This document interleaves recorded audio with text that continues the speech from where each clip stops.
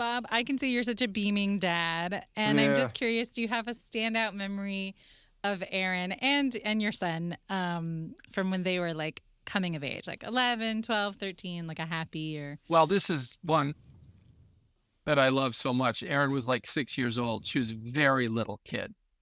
And I was being really silly, doing like a character voice. Mm-hmm.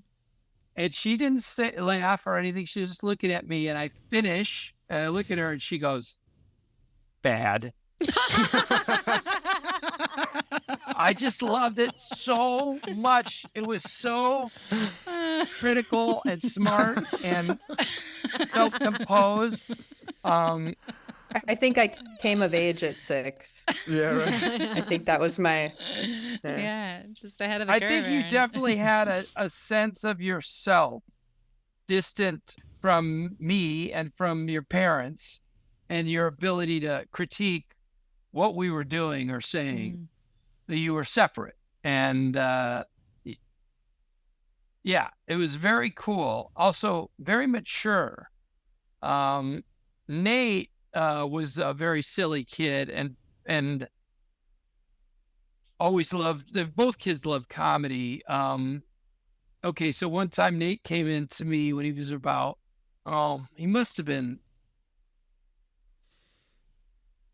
13 or 14, because the kids didn't watch Mr. Show when they were little, but their friends did. Their friends saw it before they did.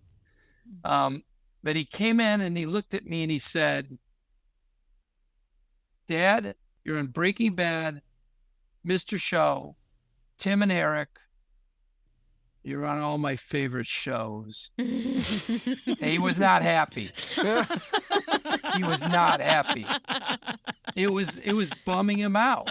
Why? I don't know. But I kind of think it's like this. Like, imagine having your favorite show you love to watch, and then every once in a while your dad's face.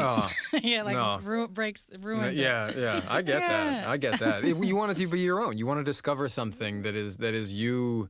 It's proof that your identity it's based on nothing else. It's just you, I guess. That's not put very elegantly, but I get that. I think you're right. It was funny. I was so thankful I was on his favorite shows, but he was so clearly not. Yeah. At least he was tortured by it. Yeah.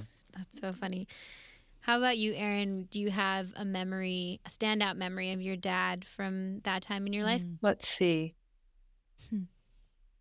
Around that time, you started going to Albuquerque a lot. So we actually weren't around each other a lot. But we'd FaceTime a lot. He'd come home every weekend he could. And then I would go visit him like 2 or 3 times of the year and stay with him in Albuquerque.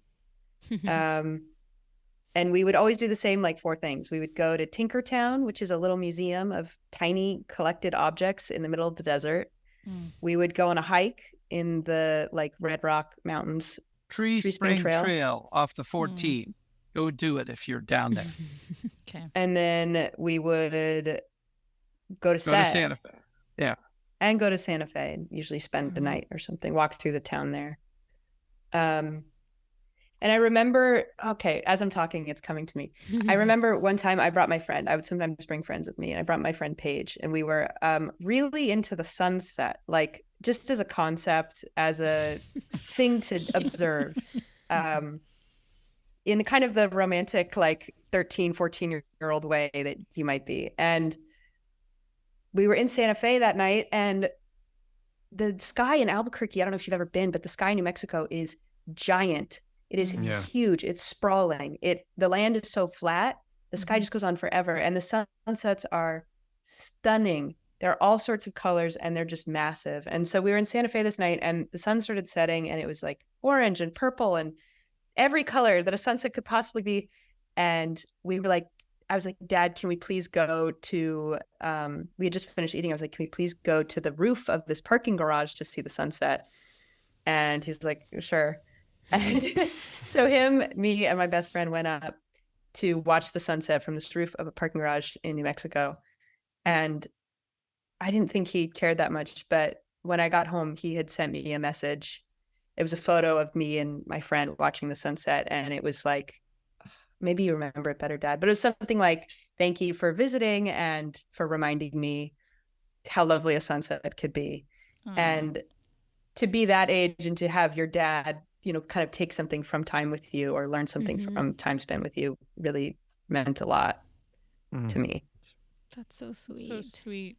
I love this. This is like, there's moments of this, guys, where we've never been able to explore this with like a parent-child duo. It's really, and it's very beautiful. it's extremely touching and tender. So thank you for like just that. You know, I was of 7 kids in my family, and I was the second oldest. And my sister Sue was born when I was 14. So I really got to understand how much fun little kids can be when I was young. And so I knew, you know, there's nothing more entertaining, right, than a kid. There's no TV show or movie or book you could ever make that would be as fun and also challenging, no question, and make you as tired.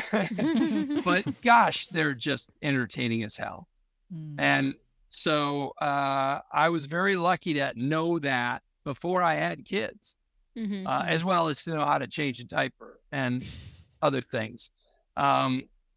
So I don't know. I got to approach being a dad with a sense of how much I enjoyed kids and how much fun you could have being around them.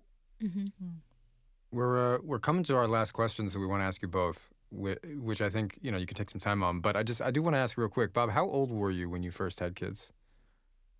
I'm 61. Nate's 24. Anybody help me with that? So are we in 37? 37. Yeah, okay. 30s. Okay. Yeah. I'm just curious because, you know, there's so much about when you become a parent is a huge part of that. And for some people earlier, for some people later, whatever. Obviously, when you have kids, you know that, like, gosh, I was supposed to have kids when I was 18 because they're wiping me out and I had so much energy then. But that's, of course, only partially true. And the better truth is this. If you have kids when you're older, you have a little secret weapon if you can use it, which is patience. You've seen a lot in the world. You know how things work. And you can win any disagreement, contentious moment with patience. You don't need to yell. You don't need to get angry and get big. You can win by saying, all right, well, we'll wait until you do it. And even though you might miss a doctor's visit or you might miss a thing or two, you will win every fight. Yeah, right. Wow. And you don't have to get mad. You don't have to yell. You just have to mean it and be cool and calm. And so that's the value of being an older parent is hopefully you've developed some sense of the rhythm of life.